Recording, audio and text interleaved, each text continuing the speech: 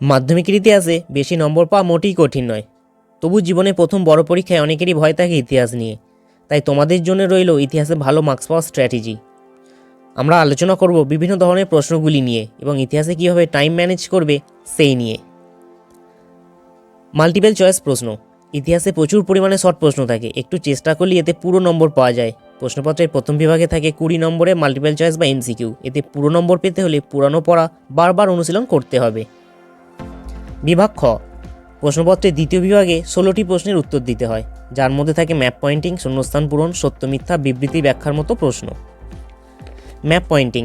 পরীক্ষার্থীদের একটা বড় অংশের ম্যাপ পয়েন্টিং নিয়ে ভীতি রয়েছে। ম্যাপ পয়েন্টিং অনুশীলন করে যাওয়া ভালো। আন্দাজে ম্যাপ পয়েন্টিং করলে উত্তর ভুল হওয়ার সম্ভাবনা বেশি। বিবৃতির ব্যাখ্যা। বিবৃতির ব্যাখ্যা ক্ষেত্রে পুরো লাইন লেখার দরকার নেই, যে ব্যাখ্যাটি সঠিক সেটি দাগ নম্বর দিয়ে লিখে দিলেই চলবে। অতি সংক্ষিপ্ত প্রশ্ন। এতে মোট 16টি প্রশ্নের মধ্যে 11টির উত্তর লিখতে হবে।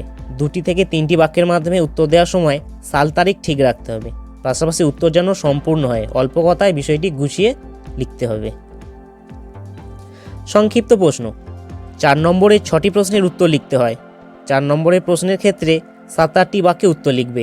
এক্ষেত্রে উত্তর সামান্য বড় হলে ক্ষতি নেই। রচনাধর্মী প্রশ্ন। 4 নম্বরের 3টি বড় প্রশ্ন থাকে এবং যে কোনো একটির উত্তর লিখতে হয়। 4 নম্বরের প্রশ্নের ক্ষেত্রে 15-16টি বাক্যে উত্তর লেখার কথা বলা হয়ে থাকে, তবে চেষ্টা করবে একটু বড় লেখার এবং পয়েন্ট পয়েন্ট করে লিখবে। Time management. ইতিহাস পরীক্ষায় টাইম ম্যানেজমেন্টের একটা ব্যাপার থাকে। মোটামুটি তোমাদের একটা হিসাব দিই। সমস্ত প্রকারের ছোট প্রশ্নের জন্য 1 ঘন্টা। 4 নম্বরের ক্ষেত্রে 15 মিনিট করে 6টা প্রশ্নের জন্য 90 মিনিট বা 1.5 ঘন্টা। 8 নম্বরের একটি প্রশ্নের জন্য 25 মিনিট। তাহলে মোট হলো 2 ঘন্টা 55 মিনিট। লাস্ট 5 মিনিট খাতা চেক করার জন্য।